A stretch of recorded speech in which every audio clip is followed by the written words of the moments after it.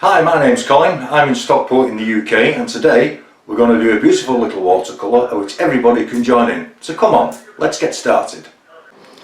So okay, just before we start this painting, we'll just mix up some washes, which is just going to be just some plain colour, blues and yellows, maybe some greens, and I'm just dropping some water.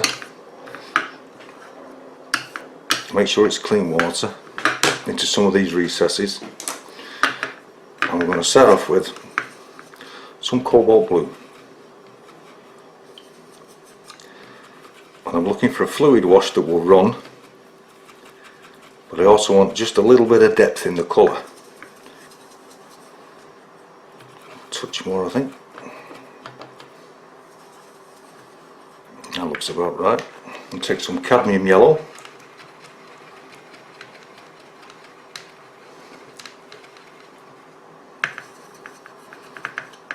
See how strong that colour is. It's a strong. Just a touch of cadmium red.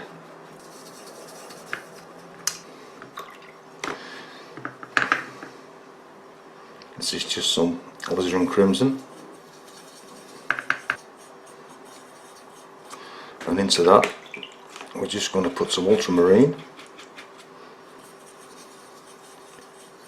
just to darken it slightly. We'll just mix up a couple of greens that we're going to use a fair bit of. So once again, some clean water. This time we're going to use some Payne's Grey. Use a lot of Payne's Grey because when it dries it really fades. And your watercolour painting is going to fade anyway once it dries, so if you do mix a little bit on the strong side, you may find that it's great when it's dried.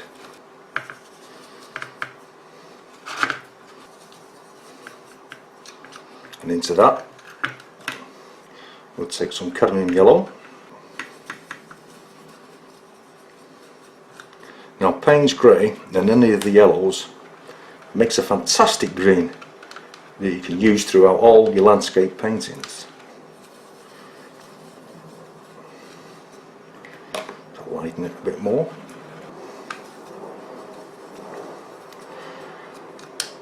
We're looking for a shade that will go on the land, in the grassy areas, and we'll make a darker one.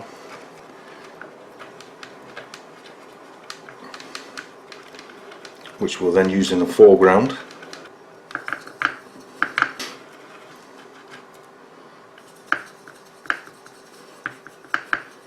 That's a lovely dark green.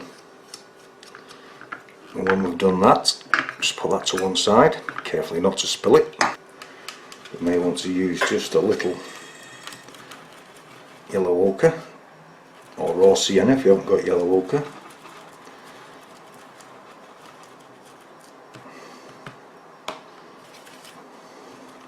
This is to be dropped in places on your painting.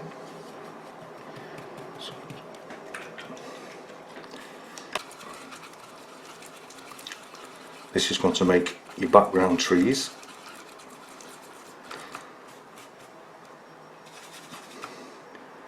Just a touch of alizarin crimson.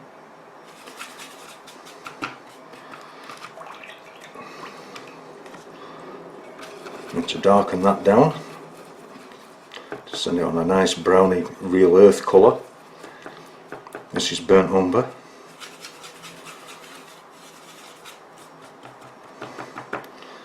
And I'm just going to leave it just a little bit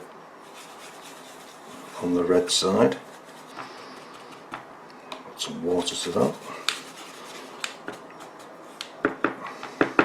Something for the pathway. This is ultramarine, just a touch of cobalt blue with a touch of alizarin crimson. You just want to send this just slightly to the red side.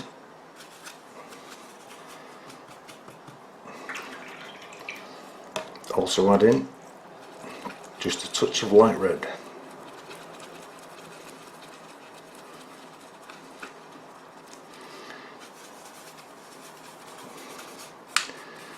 And these will be the main colours that you're going to be using throughout your painting,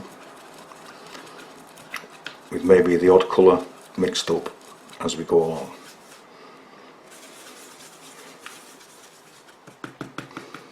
You see how it goes, the maroon colour? That's the colour you're looking for. Over here, what we'll do is we'll mix up two of the colours of the greens that are in the wash, but we'll make these a lot stronger. And we're going to use this for stippling the leaves and foliage, and maybe some areas in the grass. Back into the cadmium yellow.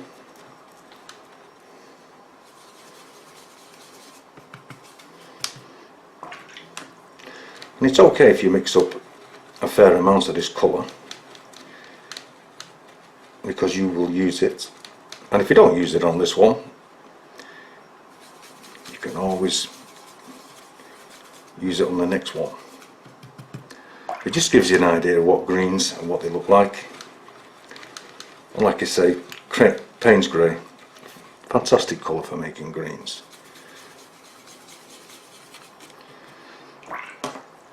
And if you vary the tone on the mixes that you've made,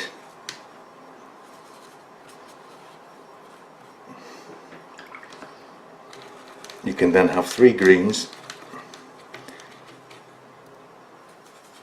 in one area,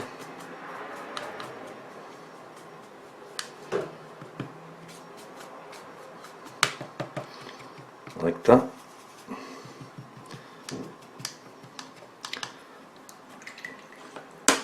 And there's your dark greens. Okay, you've made a little sketch of your painting, and this is a 1.5 inch watercolour brush, and I've had this paper soaking. It's £140 weight, and it's Bockingford paper. So once the excess water is removed, we can put some of those washes in that we made earlier. Now, I'm doing this painting for a young lady by the name of Danica, and her full name is Danica Teresa Ann Spalding, and she was 7 years old. It was her birthday this week, so happy birthday, Danica. Said she loves to dress up, dancing, loves music, and likes to paint with Grammy Christine. Now, she's just been bought a set of oil paints, but I know this is a watercolour, but you can use this to paint it in oil paints if you wish to, Danica. So I've just put on a quick wash of cadmium yellow.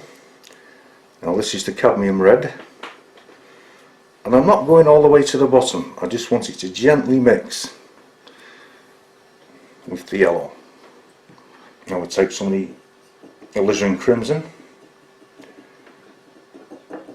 that we just darkened down. We just put a little band across it there. Now alizarin crimson is one of those that looks really, really strong when you put it on, but it has a tendency to fade. So while we've got that going, and the only reason why I've put the alizarin crimson there is it's so when I add the cobalt blue at the top, when they come down to the red, you'll get a mauve shade or purple.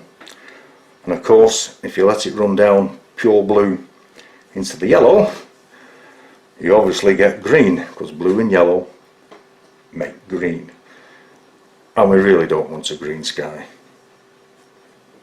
So there you have your background sky on, and whilst we have that there, we'll take a little round brush, and we're just going to indicate at the back there, maybe there's some more fields.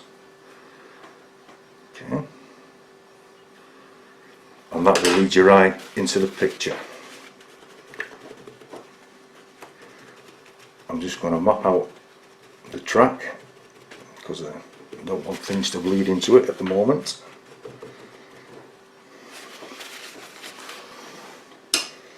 tones to add some indications of some bright spots in the field. So this is cadmium yellow again, not too strong, sort of bring some into your foreground area, leaving some spaces darker, some spaces lighter, and also we had some of that yellow ochre which we're going to drop into the foreground. This will strengthen it up, and once this is dried, before you move on,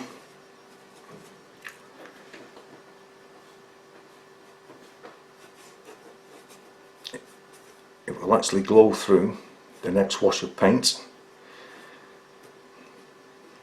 that we put over it.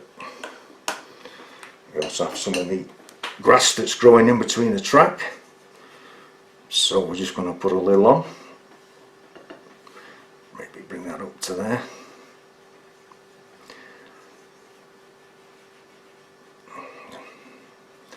All the way down to the track gates, dropping in once again some yellow ochre, or if you haven't got yellow ochre, some raw sienna.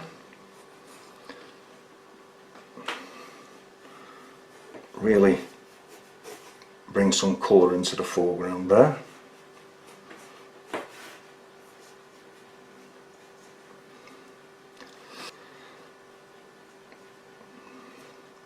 And then we're going to leave that to dry for a minute or two, or until the shine has gone off the paper, and then we'll do the background trees. Okay, now this is dried, even though it's still damp.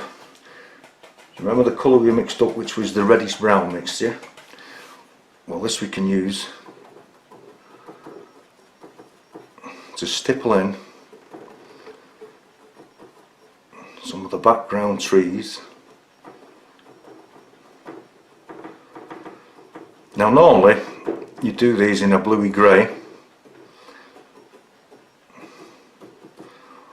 which would then indicate that they're further away, but the bluey grey gives it a kind of cool colour, a winter feel. And the reason why I'm doing it in the warm browns is that I'm not after a winter feel. I don't want to make them too dark. And of course, painting wet into wet or wet into damp, I'm afraid it's something that you'll have to practice to get it right. And I just want to strengthen it up on the back edge, because the sun coming across from right to left.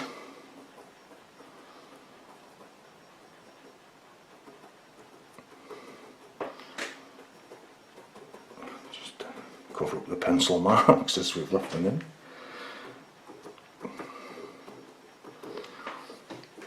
Once you've got that in, with the same colour and a rigger brush, you can add the trunks. Some branches, and of course these will soften as the paper is still wet. Side.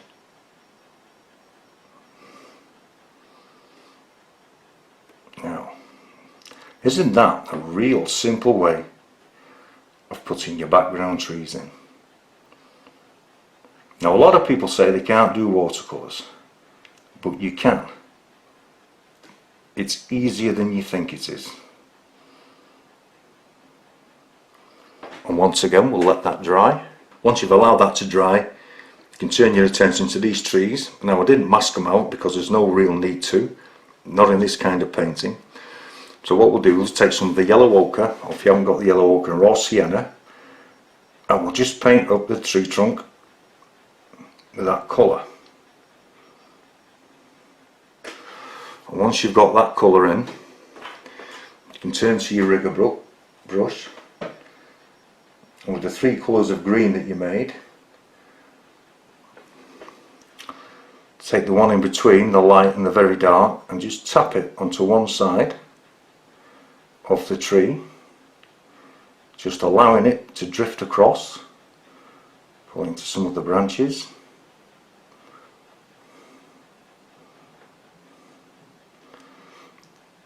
And you don't have to stick to the pencil lines. In fact, it might make your painting more interesting if what you have is what they call happy little accidents, where your line gets wiggly. Do the same on these two, which is the yellow ochre or the raw sienna. Either one will do just as good. And the one thing about the yellow ochre and the raw sienna is that it's a bit of a bully colour. It will try to move any colour that you merge with it. It will push it away, which can be quite helpful, and it gives you unexpected results which look really well in your painting. So I hope Danica's following this. Once again, to one side, and from there, and I actually want to leave some of the yellow ochre showing through, even if the green, which is made from the Payne's grey and the cadmium yellow, even if the green drifts all the way across, it will still leave some of the yellow ochre showing through, because I've said before, the yellow ochre will try and bully that colour away from it. Just put it in some of the branches, or the indication of somewhere the branches are. You need a steady hand, or an unsteady hand if you want jerky twigs and branches, and if you've got an unsteady hand and you want jerky sticks and branches, it comes in pretty useful. While we have that still in a damp state, if you move to the really dark green that you made from Payne's grey and cadmium yellow, we're just going to darken right down one side, just right on the edge, and this will add some depth to your tree. And most trees, a lot of people paint trees brown, but if you actually have a look at a tree, most of them are brown. Some of them have that green sheen to them, and like they say, they're really only tall pieces of grass. So there we go. Now, whilst you have that like that, you can turn your board round, and then you can start to put the twigs in. This is a really handy trick to know, because it will help you so you don't have to draw uphand. And this is a 00 rigger. There's not many hairs in it, but it does the job just fine. I'll just put a few in, then you get the indication of how I'm doing it. Okay, I'll just have to speed up a little bit.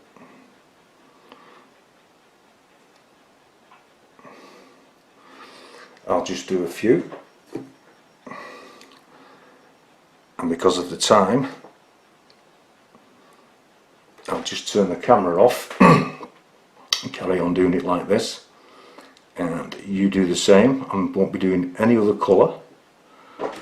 I'll just be using this for the tips of the branches, and as this is the main tree, we'll make him a little bit taller, because he seems to have outgrown his friends on the other side. Well, as you can see, I've got all the branches in that I need at the moment, and because it's a summer painting, obviously they have leaves. If it was a winter painting, I would have put far more branches in. And I'm just going to show you the three colours that we mixed up earlier in the same palette, the three darks: light green, medium green, dark green, Payne's grey. And all these greens are made of a mixture of Payne's grey and cadmium yellow. Load the stipple brush, and we're just going to try it out first. Now this is the light green,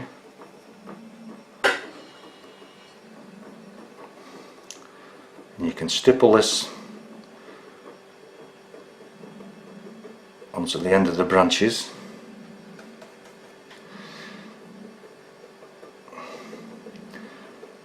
Now this will be the light side of the tree, so there'll be more yellow on this side, or the yellow green on this side, and it will be on the dark side. Same to this big one here. You can bring him out a little bit. Just vary the angles of the brush. Loading.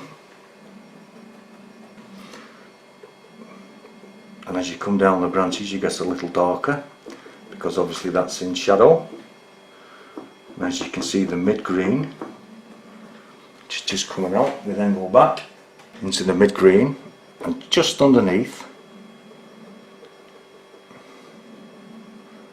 just darken the foliage, coming around to the right hand side of the tree. Same with this one. I hope you're following this, Danica.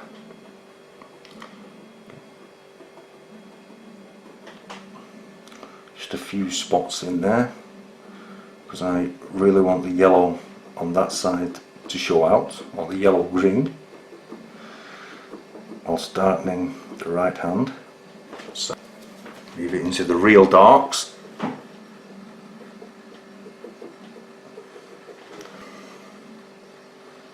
Very gently.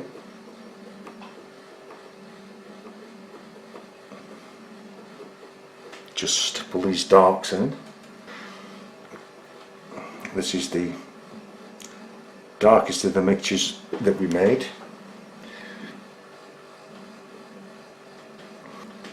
And cadmium yellow. Just a few on that side. Bring it down. Darker. Darker.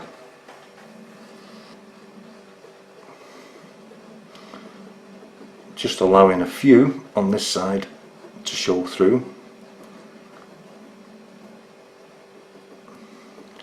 Just plot out some of your tree trunks. Leave that to dry a moment. This is still drying, but I have noticed that the bottom half, the foreground, is just drying a little bit too quick. So this is just clean water, just brushed all the way across. And that will keep it still wet. Okay. Just take it away from the bushes slightly. This is just a rolled up kitchen towel. And you remember the brown colour that we made? Because we don't want it all green in the bushes in the middle ground, we're going to vary the colour between the browns, or brown dark, and the greens, to give the foliage just a slightly different flavour. Okay, so this is your stipple brush once again, and I'm just bringing the dark brown onto the top, and this is burnt sienna with the light red. I've added ultramarine just to bring it that shade darker. Wash your brush out. Now we can add some of the greens. And I'll be adding the mid-shade green that we mixed before, from the light green, the middle green and the dark green. This is the middle green.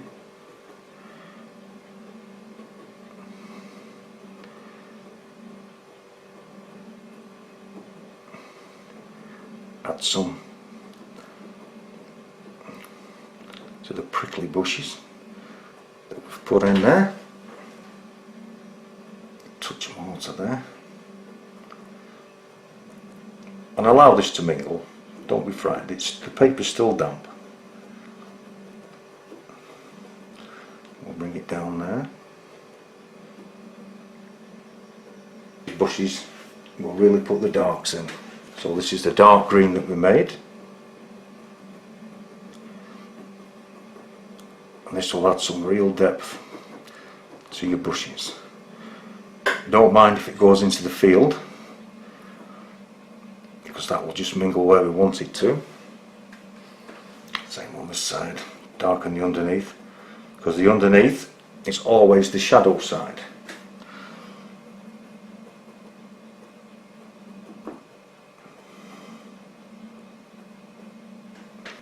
You can then allow that to dry. Begin on the foreground with the green washes that we used, the middle one and the dark one. Just see how these look, just mix them up. If you remember, these are the colours we mixed up for the washes.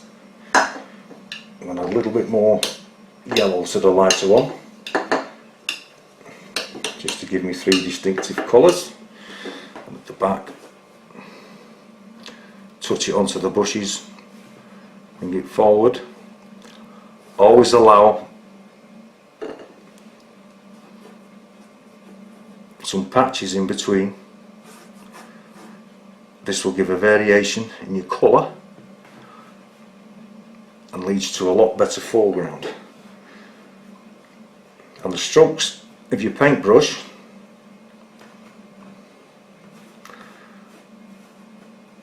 will send your eye into the direction of how uneven the land is, and you create this with your brush strokes. Some in the middle, fading off. Now then, whilst this is still wet, take your dark colour and just drop this into the foreground.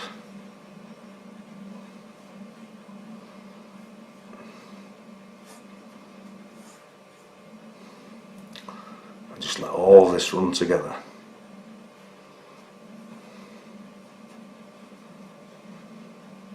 Create some dark under there, some more on this side, and as you go up your field, when the paint comes off the brush, it should generally get lighter.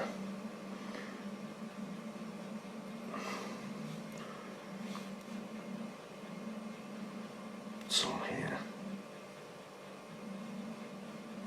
As you can see, as I'm going up the grass in the middle of the farm track, it has got lighter. Also, what you can do is take a damp brush and just pull some out,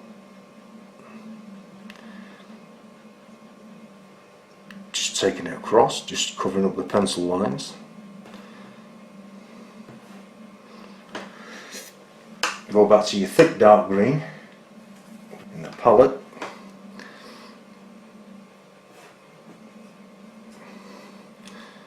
And because the paper's wet,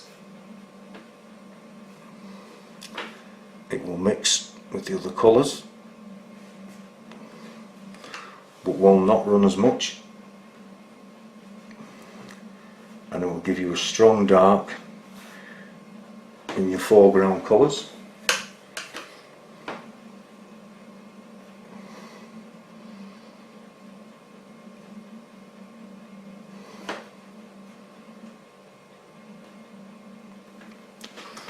Out there, I think.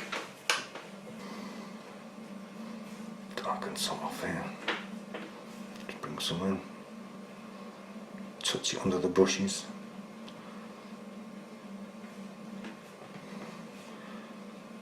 This will help root it.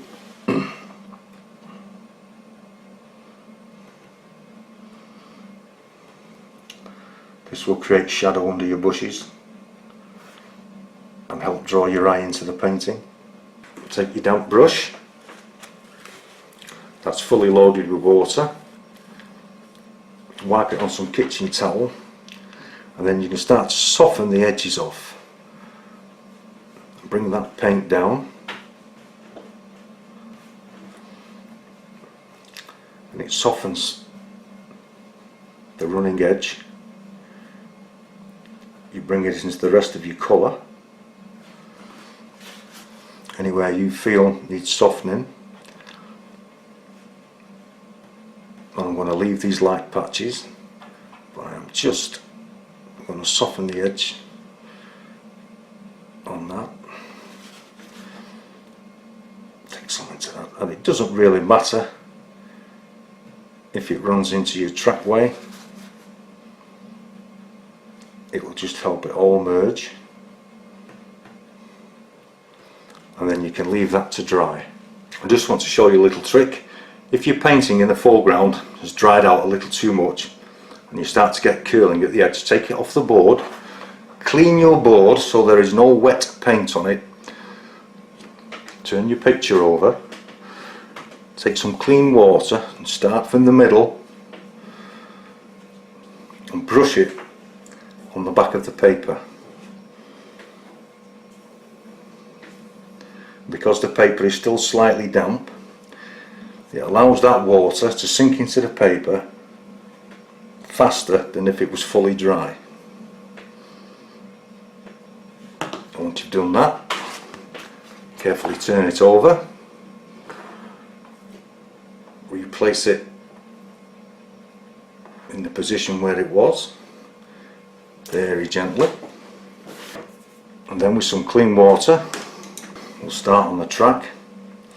Now before I soak this paper, I actually put some masking fluid in the shape of some pebbles onto the track, of which we'll do right at the very end when we take it off. I forgot to tell you that, Danica,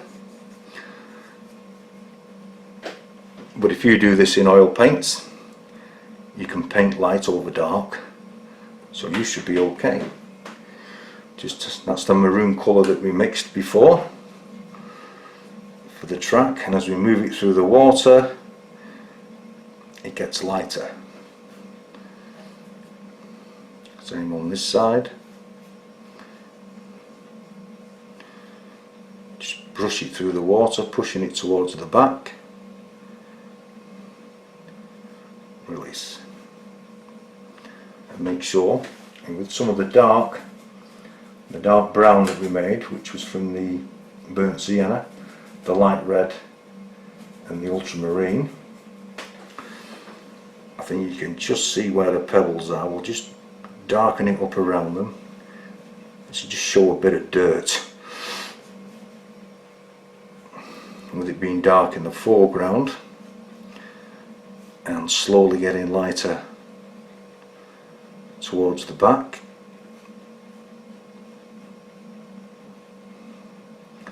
this will help lead your eye in, and we can really darken it a little touch more.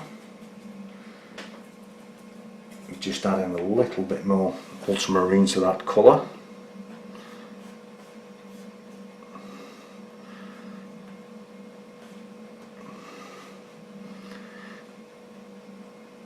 Like that.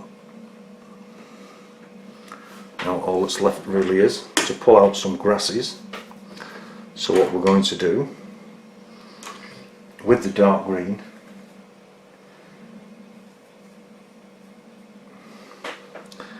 where you feel you could do it, is just add some of your dark green paint, pull them out, soften these edges off, and you can see now why we've left some light and dark areas, because when I pull the grass through the light area you can really see it. Taking a damp brush like I showed you how to do before, soften off some edges. Some on this side. Some there would be nice, I think. Rigger 0. Oh, I'm sorry, you double 0 rigger, should I say. Oh, maybe just a twig. Pull a twig out.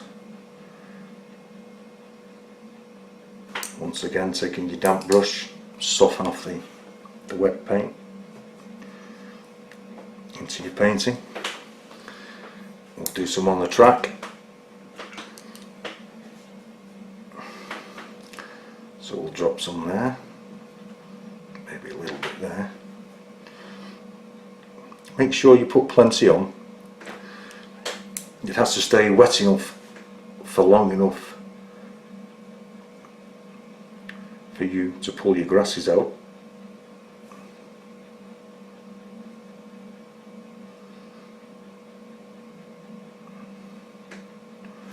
Softening off once again with your damp brush. Too much water on that. Might get a run back. If you find it difficult to see them, what you can actually do is a dark brown mixture. You put in the bushes, you can just add that to it, and it just adds a slightly different colour. Might turn that to a twig, you see. If you don't like the blade of grass and it's turned out too thick, always turn it into a little bush. And I think that's virtually as far as we can go at the moment. Apart from what we can do is add in the same dark brown mixture of ultramarine and burnt sienna, the fence posts.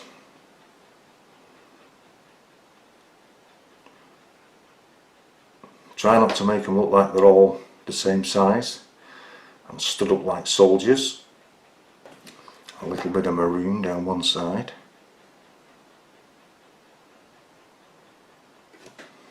Down on the other side. Well, that's this side of where the sun is. It will be very difficult to see that colour, but you will know it's there.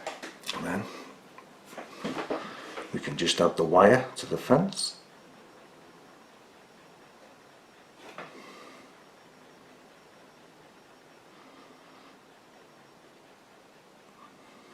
Like that. Then you can leave all that to dry whilst you're waiting for your path to dry with a dark green mixture again. It almost looks black with Payne's grey but it will dry a very dark green. Is you can just put some of the hawthorn branches in to your background. Not too many. You just want to connect it all up. Maybe there's some come out there.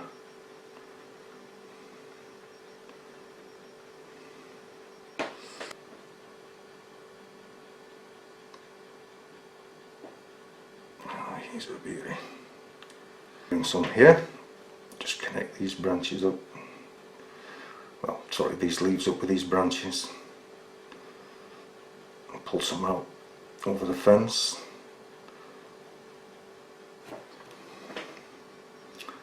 Bring some out there to the sky.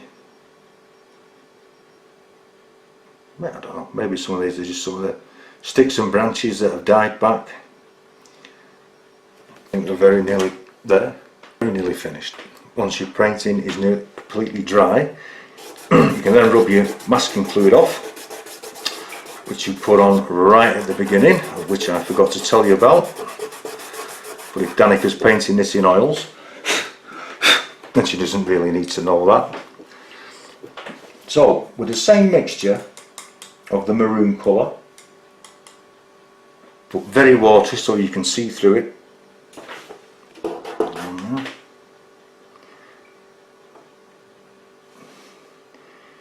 You can add this colour to the rocks or the little pebbles.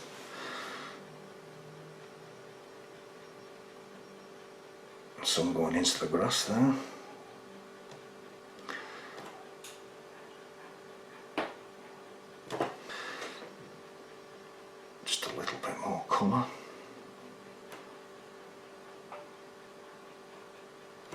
painting over the darker colour onto the white paper, the stones will stand out.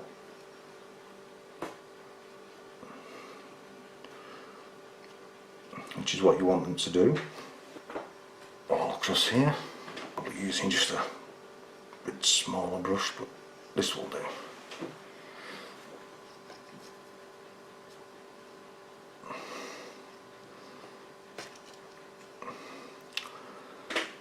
And then when you have them painted in, you can add a little bit of brown watery mixture, and on the underside of some of these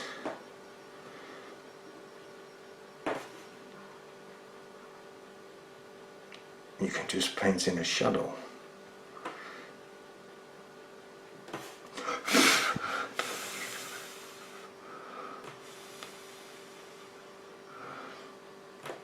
And this will give a three-dimensional look to your pebbles, and not only that, it will help set them into the painting. It can look really cool. Managed to get a little bit of green into that somehow.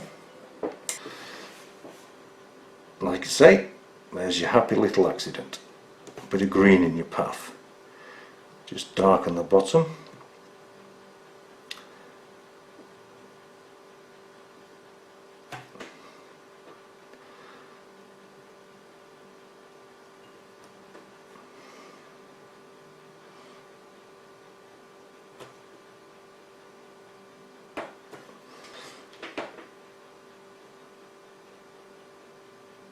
Okay, now then, all that's left to do now is for you to sign it.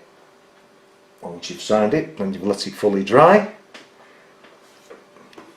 you can then frame it. So that one's especially for Danica. She's age 7, it was her birthday this week. I hope she enjoyed it. And thank you very much for joining me. Bye bye.